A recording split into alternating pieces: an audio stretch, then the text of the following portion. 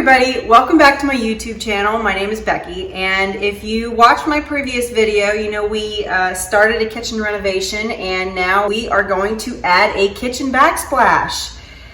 So it's day one. We are going to be doing our cutting and measuring today. Normal spacing is 14 inches from the back of the backsplash if you have one to the top of the cabinets. In this case, it goes about 13.5 inches up, so we had to compensate for that when we found our tile. So right now my friend has chosen a 3-inch white subway tile. This is 3-inch by 11 3/4, I believe, and then a 4-inch by 11 1/4 accent piece. So that's what we're going to be using. So this is the thin set. This is what bonds the tile to the wall, or the mortar if you want to call it that. And this is the premix grout that she got. The premix is probably the way you want to go unless you want to mix it yourself, which is not always easy because you have to get that nice right consistency between too wet or too dry. So one other thing you want to remember with the grout, there is unsanded and sanded grout. The difference between the two is sanded grout, you have to get the additive. It seals the grout. With the water base, it doesn't seal the grout. However, we're going with a glass tile, like I said before. The sanded grout will scratch the glass, so that's not something you want to do. You want to get the unsanded grout, which she did. So these are the tools that I'm going to be using, and honestly, they were very inexpensive. This is your grout float. It is soft and rubbery, and this will run you about $10. This will run you about $6. All I do is I scoop the mortar out with this, put it on the trowel. This is the flat edge trowel, and we're using about 1/16 teeth on the end. So I like using one of these. This is an angle square. It makes the cuts more, or makes the measurements more precise. And then we have our spacers. Now I like little grout lines. These are about 1/8 inch, and honestly it was the smallest I could find at the time, but they do go down to 1/16 or as big as 1/4. So one other tool I want to mention is I splurged a little on myself and I bought myself an actual wet saw. And I had no idea how to use it, but it's super easy. It works just like a table saw. Here's what the blade looks like. It looks nothing like a wood saw. It's actually smooth. And the only thing you do is it works with water, and this thing pops up. I'll show you how to put water in it real quick. It comes with a plug. So you just want to fill it a little bit with water. It goes up about to a line. You don't want to really go over the line or else you'll get splashed in the face. Then you put the cover back on. And now you're ready to cut. Make sure the guard is on because the guard is what keeps the water down, and I'll just turn it on for a quick demonstration before I start cutting. And just turn it on.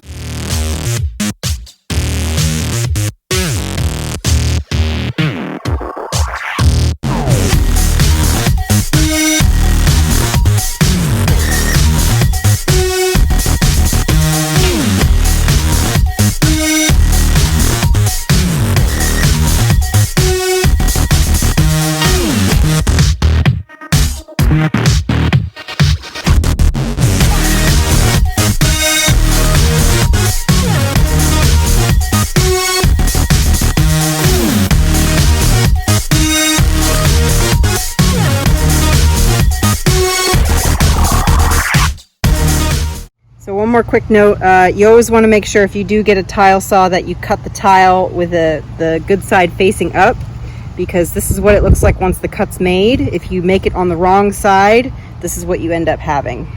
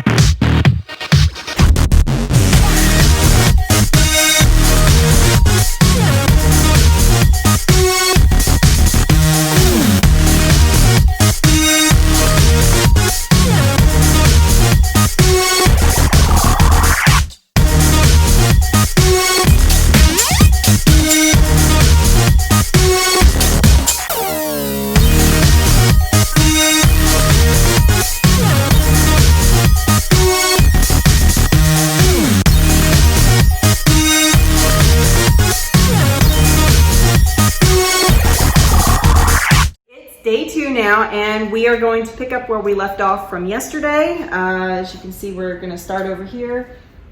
So we're just going to put mortar on the back of the tile, and we're going to put some mortar on the back of the wall.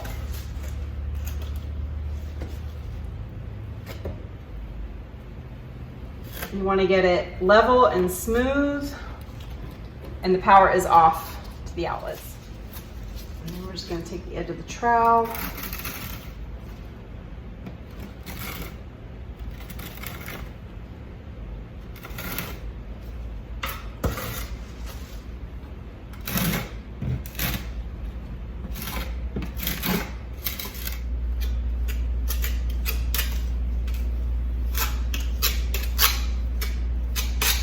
Nice and level with the edges covered. So it looks like this. Peaks and valleys, that's what you want. So now we're gonna stick it up here. You kind of want to wiggle it back and forth to make sure it's sticking to the wall, and then put some spacers in between your backsplash,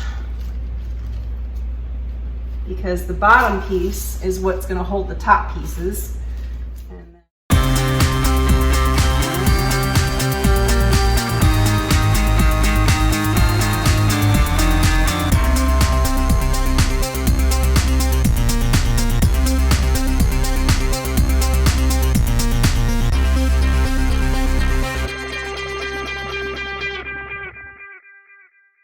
So we have decided that we're going to go a little bit behind the fridge. It'll give us that optical illusion that it's continued all the way back, but of course it's not. But we found a nice stopping and starting point, so that's what we're going to go from.